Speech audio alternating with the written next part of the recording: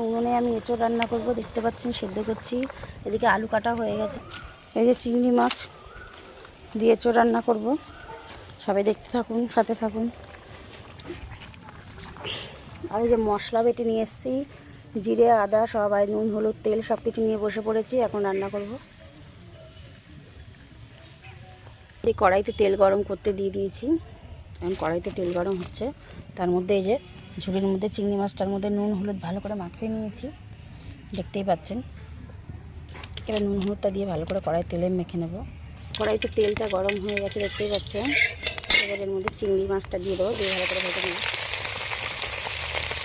চিংড়ি মাছটা ভালো করে লাল করে ভেজে নেব। এটা হরিণী চিংড়ি বলে, আমাদের এখানে খুব পাওয়া যায়, জ্যান্ত চিংড়ি। এটা ভালো করে এখন ভেজে নেব লাল লাল করে। তারপরে এই আলুটা ভেজে নেব। এই যে আমার এখন আলু ভাজছি। এমনি রান্না করতে গেলে তো ভিডিও করা যায় না, খুব কষ্ট হয়। কেউ না কেউ করে দেয়, যারা যারা করে তাদের কেউ না কেউ হেল্প করে দেয়। আর আমি এক হাতে করে না, করা যায় না, খুব সমস্যা হয়। যারা যারা এক হাতে ভিডিও করেন, এক হাতে রান্না করেন, তারা কিন্তু এই জিনিসটা ভালো বুঝবে।